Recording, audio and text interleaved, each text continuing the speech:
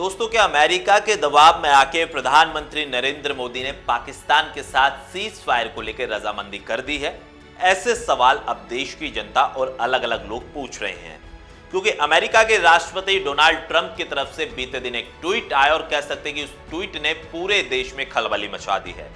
राष्ट्रपति ट्रंप दावा कर रहे हैं कि उन्होंने प्रधानमंत्री मोदी और अमेरिका के राष्ट्रपति शहबाज शरीफ से बातचीत करी और बातचीत के बाद दोनों नेताओं ने रजामंदी जता दी है कि वो अब सीज फायर के लिए राजी हो गए हैं। कोई कह रहा है कि प्रधानमंत्री ने यह फैसला गलत लिया है, तो कोई कह रहा है कि यह फैसला देशहित में है। राष्ट्रपति ट्रंप ने अपने ट्वीट में आगे लिखा कि दोनों देशों के नेताओं ने समझदारी के साथ फैसला लिया और ये दिखाया कि एक परिचय देते हुए कि ये फैसला एकदम ठीक है, क्योंकि अगर भारत और पाकिस्तान के बीच में युद्ध होता तो दोनों देशों को काफी नुकसान होता, कई मासूम लोगों की जान जाती और ये टकराव बहुत दिनों तक चलता। लेकिन कह सकते हैं कि प्रधानमंत्री के इस फैसले के बाद अब देश के अंदर ये मांग उठने लगी है कि भारत के पास इससे अच्छा मौका पाकिस्तान को उसकी औकात दिखाने का नहीं मिल सकता था। कोई प्रधानमंत्री के इस फैसले की तारीफ भी कर रहा है, कह रहा है कि बुद्धिमत्ता के साथ प्रधानमंत्री ने यह फैसला लिया ताकि देश का भला हो सके। लेकिन अब लोग उस दौर को याद कर रहे हैं जब 1971 में इंदिरा गांधी ने ठीक इसी परिस्थिति में अमेरिका को बोलते हुए कह दिया था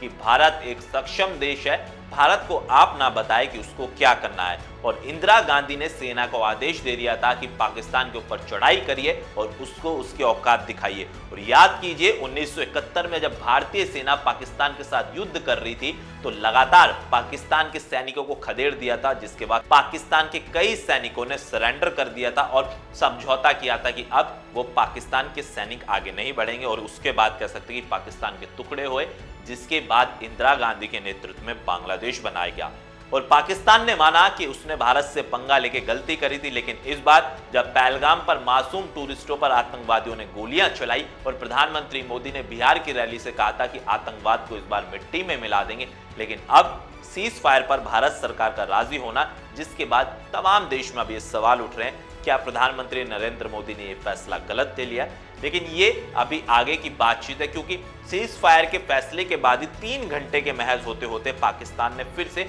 बॉर्डर से सटे इलाकों में फायरिंग शुरू कर दी, जिसके बाद सब कहने लगे कि यही है पाकिस्तान का असली चेहरा। लेकिन अब कह सकते हैं कि भारत का अगला कदम क्या होगा, क्योंकि भारत सरकार ने साफ कर दिया वो सीज फायर को लेकर मान जरूर गया है, लेकिन पाकिस्तान के ऊपर लगाए हुए प्रतिबंध शामिल रहेंगे, चाहे उसके दूतावास बंद करने की बात हो, पाकिस्तान नागरिकों की भारत में एंट्री बैन हो, या फिर उनके अभिनेताओं के साथ फिल्चरें बनाना बैन की बात हो। ये सभी कड़े प्रतिबंध जारी रखेंगे और साथ ही साथ भारत सरकार अब सिंधु पर कह सकते हैं कि बांध बनाने की तैयारी करे ताकि भारत के हक का पानी भारत के अंदर ही रहे। डॉक्टर ऑर्थो, अब दर्द भी घुटने टेकेगा।